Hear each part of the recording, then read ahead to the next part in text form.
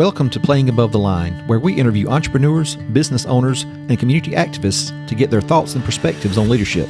Playing Above the Line is sponsored by Aviso Group, a business consulting and accounting firm focused on preparing clients for the future through innovation and positive growth. Today's guest is Melissa Cross. She is the president of McAleer's Office Furniture, which is a family-run furniture store based out of Mobile, Alabama. You're going to hear how someone who never wanted to work in a family business ended up coming home to not only work with the family, but lead the entire business. Well, Diane, thanks for co-hosting with me again today as the guest co-host. Absolutely. Thank you for having me, Alan. So our guest today is Melissa Cross, and welcome, Melissa. Thanks for coming and joining us for a few minutes. Why don't you start just by telling us a little bit about who you are and what you do currently? Well, thanks for having me. I'm Melissa Cross. I'm president of McAleer's Office Furniture in Mobile and Pensacola. I never intended to take over my family business, I can tell you that. But back in 2012, I had ended up in office furniture anyway. I was working in Dallas, Texas for All Steel, which is a large-scale office furniture manufacturer based in Iowa. And in 2012, my brother, who was running the Pensacola store at the time, called me and asked me if I would consider coming over back home and working in the family business. He was actually looking at coming to Mobile and taking over because my dad, who started the company in 1979, was looking to retire. Mm-hmm. And at that time, I gave it a lot of consideration, and I had been in corporate America a little while, and I was ready for a change. I really wanted to be able to control my own destiny and work in small business again, because it just really wasn't cut in it for me in corporate America. I just didn't like it. Everything took so long to get anything done. Yes, it does. I don't know. It just does not sit well with me. So I was like, let's just go. Let's try this. I want to do this. So I talked to my brother and my dad at the time, and I said, I will come back and do this, but I don't want to just manage one of the stores. I want to run the whole company. I love it. Well, put it out there.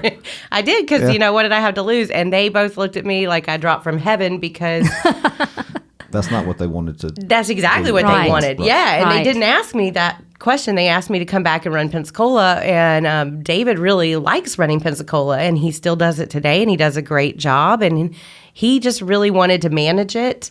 He didn't want to run the whole company, and so when I said that, it was just like a perfect solution. So I came back, and my dad worked in it with me for a couple years, and one day he said, okay, well, you got this. I'm going to go fishing. Forever. And I'm not coming back. Yes, he pretty much didn't. He called the next day. He's like, you can turn my office into whatever you want. So he doesn't have an office there. That was like 5 years ago. And so we get together every week or 2 weeks and have lunch and kind of keep him updated. But, it's me at the helm basically for the last 5 years. Okay, so this is a 40-year-old business. Yes. And not only that, a 40-year-old family business. So it's been in your family for that length of time. And I think most people, whenever they grow up in an industry, you either are all in or you're like, I want to do something completely different. So I think it's incredible that you ventured out and didn't just fall into kind of the trap of, yes, this is what I've known my entire life, so this is what I'm going to do, is that you ventured out and tried something before you came back to the family business. So I'd love to hear about how you ventured out and what you did prior to coming back to the family business. Well, that is an interesting story. I'm one of 7 children, and all of us got the heck out. None of us wanted to do anything with office furniture at all immediately, like in our careers. So we all, scattered across the country. I went to Alabama for my undergrad because my dad said I could go anywhere I get accepted, but he'd pay for Alabama. So roll tide. That narrows it down. That's right. But he wasn't paying for grad school, so I decided to move to California, and I went to Pepperdine Law School in California in the 90s, showing my age there. But I did practice law in California for a couple years, but only a couple before I decided I didn't like it. I actually really hated it. And I loved going to law school. I loved learning, but I did not like the practice. I just decided I just wanted to be happy in my life, and every day was too contentious. Why why law school? I mean, and why California? It always intrigues me when a good South Alabama girl ends up in California. Like, how does that happen? Well, it's actually a funny story because my dad gets these trips sometimes from manufacturers if he sells lots of furniture. Back in that time, he got a trip to Hawaii, and some of our family members had been on the trips, and I had never been on a trip. So he let me go on the trip, and it was to Hawaii. And I had never been out there, and I just fell in love. I mean, Hawaii was amazing, and I'd never seen anything like it. And he said, because I was considering law schools at that point, and I got to stop in LA. I had friends there and go tour the Pepperdine and see it. And my dad was so funny. He encouraged it because he thought I was going to hate it. He thought I was going to hate LA. He thought he was setting you up to come running back to Alabama. Exactly. But I was the exact opposite. I loved it. There were so many people. There was so much to do. It was just so amazing. So I had to go. So it kind of backfired, but then ultimately, as he is always, and maybe not always, but almost always, he is right. 3 years later, I literally hated it there. There were so many people. I missed it back here. It was just a different feel. You know, the newness was fun at first, but I just could not stand the place. But I had gone to law school and met my husband. So we were just like torn because we didn't know where to live. So we ended up moving to San Diego because that was not LA, and I liked it enough. And so that's where we ended up practicing law for a couple of years. Okay, so both of y'all practice law together? Yeah, we met in law school. Okay, and so so that's interesting. You went from a family law business, practicing with your husband, to obviously coming back to your family business. And I always think that's very difficult because you can't fire your family and you can't necessarily run away from your family. So it's like, if for some reason something happens at work, we're still going out to dinner tonight. So that's interesting that you embrace that. So what kind of law did you practice? We did a mix, and I ended up this is possibly why I hated it so much, but I ended up in family law practice. That's tough. It was really tough. But once I made the decision to get out, I just made it, and that was it. I just ended up like, I don't even care. I went to law school, and I'm still going to pay for it the rest of my life, but, with student loans. But I just was done, and I got into selling real estate, and I loved it. Oh, my God, I loved everything about it. We did that. I did that for a couple of years, and we ended up moving for my husband's family. We ended up moving to Dallas, Texas with his dad and his brothers, and so there I ended up selling new homes because I didn't know anybody there, whereas I knew a lot of people in San Diego. So real estate made sense there, but I went into selling new homes. Transitioned from there, they recognized something in me and promoted me to showroom manager. So I ended up running a showroom for a new home builder. Up until that point was one of my favorite jobs I had ever had because I was managing people. I was running a showroom. I was just doing something I really loved, and I didn't even know I was going to love it. I kind of stumbled into it, but it was fantastic. And from there is how I ended up in real estate, from real estate and new homes into office furniture my dad knew somebody in the office furniture industry at All Steel in Iowa, and they were looking for somebody to run their showroom in Dallas. So it was the showroom that was Yes. The intriguing part of going from real estate to office furniture. So it was not the office furniture. Not necessarily. No, it wasn't. But in the end, I ended up really having an appreciation for it. Nobody realizes at the time, All Steel makes a lot of different types of furniture, but systems furniture, or what normal people call them, cubicles, is actually very complicated. So when I started working for All Steel and I went through their training, I just gained a new appreciation for what my dad did. Mm-hmm. Right. And office furniture in general. And I got a real education. I always said they needed an office furniture for dummies book because it is a language of its own. Yeah. And Melissa, you could write that book. No thanks. But maybe, I don't know. Well, I do want to zero in on, so we get up to the point where you tell your dad and your brother you want to come back and you want to run the business. So I've got a couple of questions. So let's just start, first of all, with, obviously, you're the leader of McAleer's.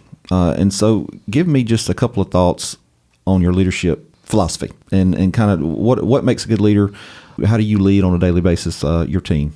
Talk about that. Well, it's funny. I love the little slogan, like a boss. I like everybody to take charge. We put it on some McAleer's mugs and some of our advertising campaign, But it really, as much as I like to say it, do something like a boss. I really mean like a leader, because there is a difference to me between being a boss and being a leader.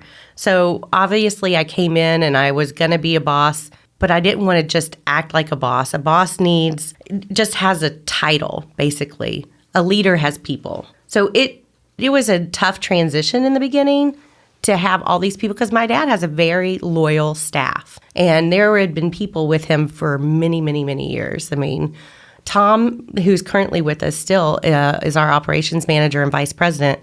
He's been with the company nearly 30 years. And I'm sure that was tough in coming in, and it's sort of like, it's the boss's daughter that's coming in and taking over. So I'm sure there was a little bit about having to prove yourself that I actually have a skill set to be able to do the job.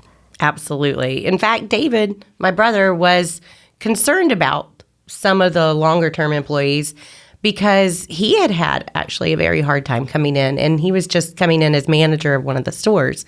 So when I initially moved here, he had me train with him in Pensacola because it was hard for him to get the proper training.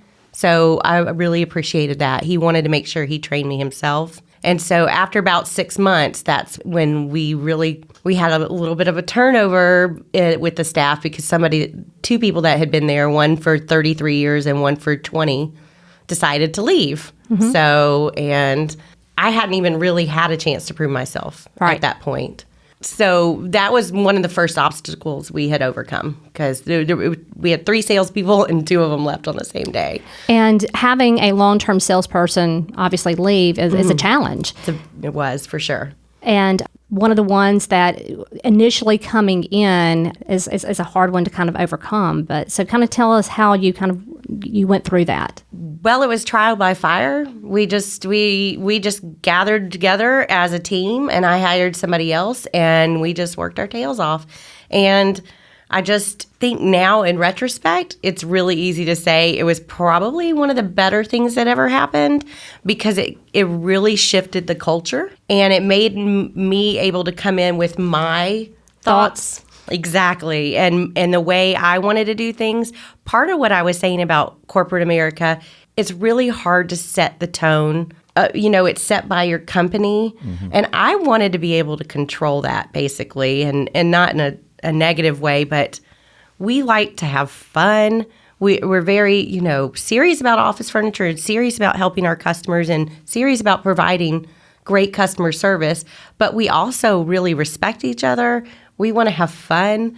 I mean, if I want to convince them to do something at 4 p.m, hey, let's go do this task that may or may not be the best, most fun to do, I might buy some champagne and bring it in and schedule it on the calendar as Prosecco and this. I just want it to be the culture that I want. I want people to want to come there every day and not to have to come there every day. So that's kind of as how it goes as my leadership is. I want it to be fun as well as being serious.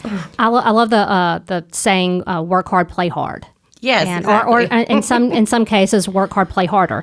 But it sounds like that's what you have kind of instilled in your organization in regards to part of the culture. I think so. And I think one of openness and transparency. I don't hide it. They know who I am. They see me do it every day. There's no, I don't know. I just feel like we have a very open culture and people are happy there. And right, I guess it's easy for me to say now after all the trials and tribulations, but I have the best staff that I've ever had. So I don't know. I mean, it's taken many years to get there, but you learn a lot along the way. And I've taken a lot of programs, I guess, locally been involved in a lot of programs that have helped me. The SBA Emerging Leaders Program. I also did 10,000 Small Businesses with Goldman Sachs. That's like a national cohort based where they give you, it's like a mini MBA. I saw that where Richard Branson was actually one of the speakers. Yes, and I was like, I got to see him. It was amazing. I loved it. I love that kind of stuff. And you really develop as a leader and as a person, a business person in these programs. And it's just been really good for me. So I will go to these things and I'll take everything back and tell my staff about it. And just, I don't know, I've really grown from those kind of things. And it's amazing the culture Mobile has. Our entrepreneurial ecosystem is developing so rapidly in the last few years, and I just love seeing that. So I love being able to help anybody that's up and coming as an entrepreneur or anything like that. It's just amazing. I want to circle back to the fact that, and talk a little bit more about the fact that you do work with your brother, and then you've recently your sister's come on board as well. So, I mean, there are challenges with leading an organization, period. But I've got to think that there's some unique, I don't want to say challenges, but some unique situations that come up, maybe working with your family closely like that. So can you talk a little bit about some of the challenges that might present, and then also kind of how you overcome that at the end of the day? Like Diane said, I mean, you may have a disagreement at work, and then you still got to go to family dinner, Sunday with mom and dad, so just talk a little about that. I think when you're having that disagreement, knowing that you're going to go to the family dinner actually helps you temper your argument. I don't know if there is one to be had. I have been with my husband for 22 years, so I think I've learned a lot about compromise. And, you learn how to be respectful, and I think that's what's key. And pick your battles. Yeah, you pick your battles and you be respectful, but, I don't know if we're just really lucky or not. And I know when David and Dad asked me to come in, they also knew who I was, which is blatantly just honest. I'm going to give you my opinion. So they knew what they were getting. Yes. I've never been known to be subtle or patient, and they're very similar. So I think that transparency comes through so that we know. I mean, honestly, our biggest argument David and I have ever had, because we really don't. I kind of let him have his own world in Pensacola, and he does the same for me. And he doesn't really question it all that much. But I wanted a certain graphic on the truck, and he didn't. But in the end, he saw my side, and I gave him my spiel, and he went with it. But he is also a trained psychologist, so maybe he knows how to deal with me as well. Maybe so. Well, I mean, respect is something that's a common thread through anybody's communications. I mean, family or not. So, and so I'm not surprised to hear you say that. But in my mind, I just thought, well, some of the disagreements may be a little bit more heated just because you have that familiarity, and that your brother's just not going to say, well, I quit and walk out and you'll never see him again. I mean, you're going to see him Sunday at dinner, right? And so, anyway, okay. Well, that's... Definitely. And since David was here when I came in, it's a totally different dynamic than when I hired my sister, Sarah. Yeah. She came in, I just hired her in January of this year. She was a nurse looking for a career change, and now she's our outside salesperson. And she has done a wonderful job. But I'm not going to lie. I mean, she was asking me for months. I'm like, I don't have a position for you. I'm just like, I didn't even know what she would do. And she really wanted to prove herself. And we kind of started her as something else. So when she came in, she just had a passion for the business. And I guess maybe it stemmed from having the last name McAleer. But just her wanting to succeed at this new position and wanting McAleer to succeed, I started seeing in her all the qualities that, I had been looking for in a salesperson. But she is so smart. She's bold. She's fearless.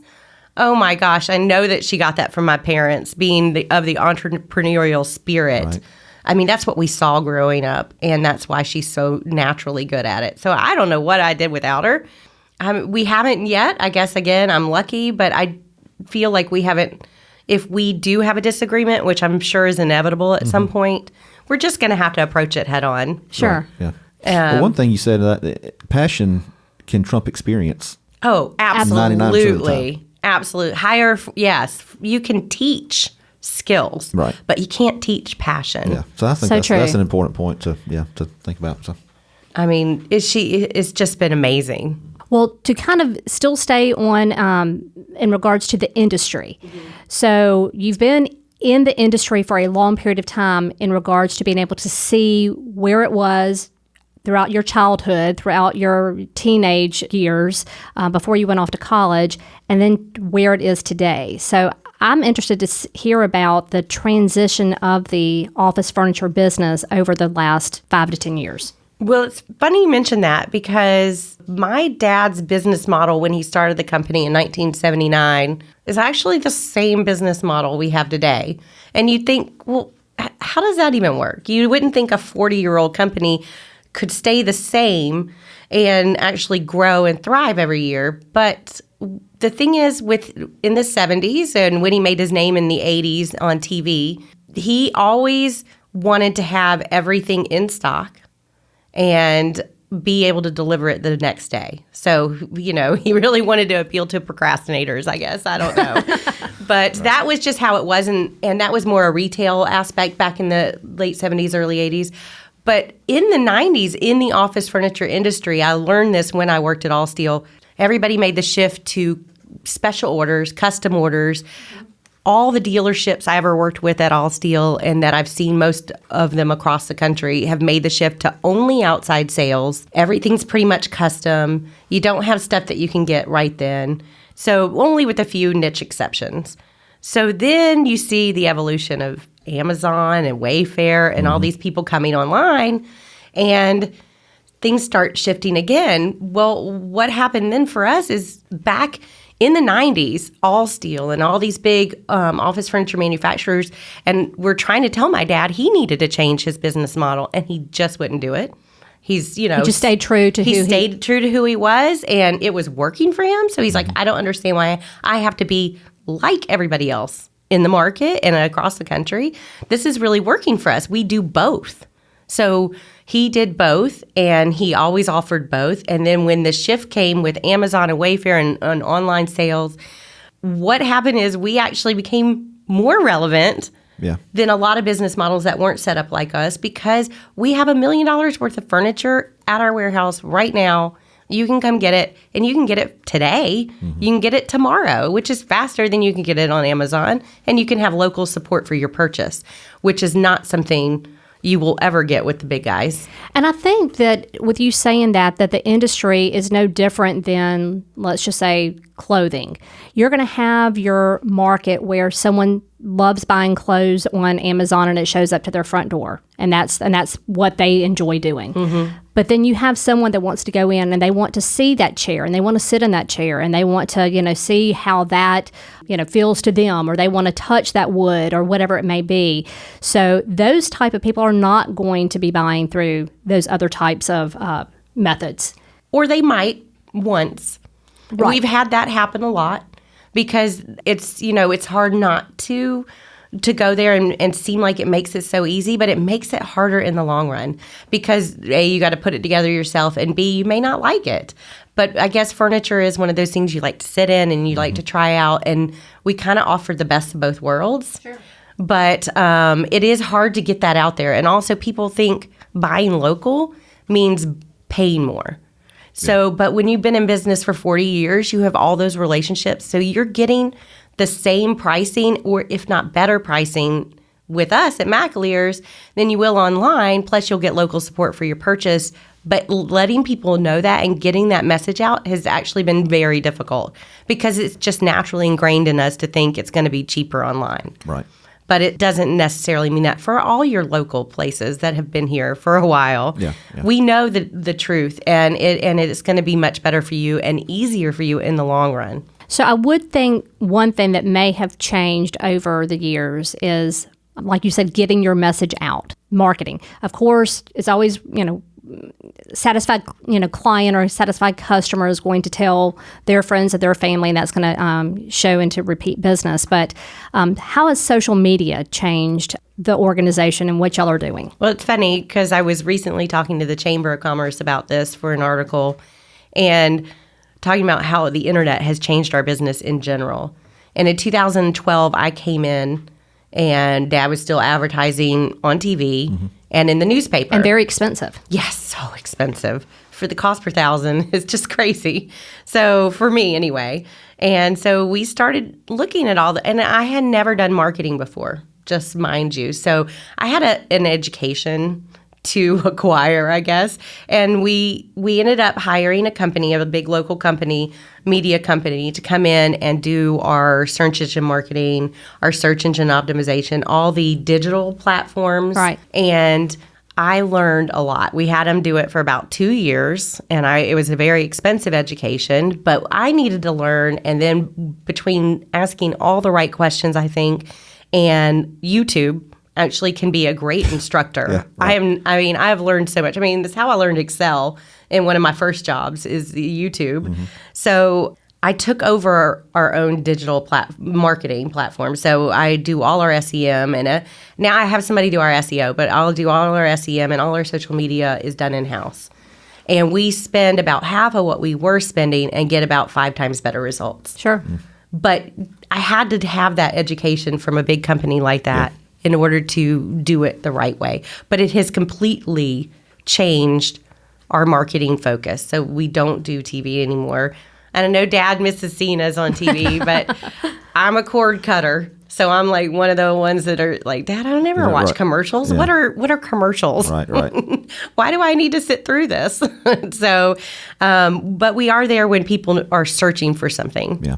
And we'll show up. Yeah, it's amazing. I mean, social media has changed the game for so many industries, and you're no different. We're starting to have to wrap up, but I do want to ask you, so McAleer's has been around for 40 years, obviously very successful, but as you look forward, say 5 years, what's your vision for the company moving forward the next 2 or 3 years, 4 years? Well, I don't think any other family members want to come in. I don't know. You took a nurse to a salesperson. You got 4 more out there. I'm thinking, I don't think so, but I think we're good. So, we're looking at succession planning right now. Technically, Dad still owns the business, but we're working on that right now. And so that's a big thing. So that's definitely going to happen. Love to see a woman-owned business so we can participate in other federal contracts, bigger ones like that, and other avenues that we'd like to explore. Continuing to increase my sister's role in the company.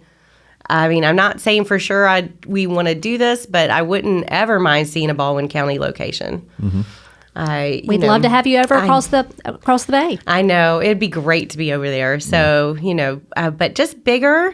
And every year, in the past few years, we've grown each year. So continuing on that growth path would be fantastic. Okay. One other thing I want to touch on before we kind of wrap things up is that you have an incredible passion for involvement in the chamber. I do. And one thing with the chamber is that you get out of it what you put into it. And it looks like you put a lot of effort and a lot of passion into what you're doing for the chamber. And I think you have a couple of things that you're involved in right now that is really making a difference in the mobile market. Well, I hate to say, sadly, it took me getting something from the chamber really to see how much they have to offer. The value they have. They have so much value. I mean, we won Small Business of the Year in 2015, which was awesome. But in 2017, I actually got involved with the SBA and Chamber Program of Emerging Leaders. It was through that program, because it's hosted at the Chamber, 7-month program every other Tuesday night, that I started to get to know some of my local entrepreneurs. So we were assigned into CEO groups, and the 4 guys in my CEO group and we still meet. They're all local entrepreneurs, and they are who I go to. Almost like a mastermind group. Oh, it's amazing. I mean, these guys are amazing. And all the people in my class, we just had a reunion last week for all the emerging leaders. So I was in 2017. They've had 2018, and now they're doing 2019. In fact, I'm going there myself tonight to be one of the evaluators for their final presentation. But it was getting involved in that got me more involved with the chamber. So last year, I did Chamber Chase, which is their annual membership and fundraising drive, which was so much fun. But I had to call a lot of people and say, hey, look, you need to do this on behalf of the chamber. Get out of your comfort zone. Because I don't sell every day. Right. I look at spreadsheets most of the day. So I don't even sell furniture. So I was selling the chamber all spring and summer. But, it really paid off. And the chamber has been so great for me. And now I'm a board member starting on January. So starting in January of 2020. So I can't say enough good things. And if you need anything, just give me a call. I can still sell sell the chamber any day. Absolutely. So our firm is very involved in the chamber, both on the Eastern Shore and here in Mobile, and we want to get more involved in Mobile, so I'll be calling you up. Great. That sounds fantastic. Melissa, thank you for your candidness and for sharing a little bit about your journey. We appreciate that. As we wrap up, your bio says that your two most favorite people in the universe are Austin and Leo, your grandsons, right? That's right. They are. Everybody knows it, too. Nobody can compete. Nothing wrong with that. So when they look back, what do they call you? Actually, Austin, when he was little, could not say my name or anything, so he calls me Leela. Okay. And he made that up. He calls my sister Sarah, who works for me, Dita. And he made that up. It doesn't even sound like Sarah, but now we're but the made-up we're names Tweedledee like and Tweedledum, Leela and Dita. That's who we are. The made-up names like that are the best. I love it when kids do that. So when they look back on Leela's life, when they're in their 20s, 30s, what's the one thing that you hope that they remember about you? Well, it's so funny because we were actually, Austin and I, he's the 5-year-old, we're at the outlets this weekend just shopping, and we were walking to the car, and we met this older couple, and they were just talking to him, and they were so sweet, and he was trying to talk him into joining the Navy. And he said, no, when I grow up, I'm going to work at McAleer's with Leela. That's awesome. And it just made my life. So it may not happen, but it just made my life. Now, didn't you say there weren't going to be any other family members joining the company? You haven't looked at the grandchildren. He can have it. He can do it. Another generation coming up. Melissa, thank you so much. This has been a lot of fun. Thank you, Melissa. Thank you. Thanks for having me. Please visit McAleers.com if you want to learn more about their company, and be sure to click on the links in the show notes to follow them on social media. We hope you enjoyed today's episode, and if you did, be sure to rate, review, and subscribe on iTunes and Spotify. It definitely helps us in the ratings, and it also makes it easier for other folks to find the podcast. As always, a big thanks to producer Carrie Wolf and editor Johnny Gwynn. Playing Above the Line is sponsored by Aviso Group. If you want to know more about who we are and what we do, you can visit our website at avisogroup.com. That's AVIZO group.com. You can also check us out on Instagram, Twitter, and Facebook. Thanks for listening.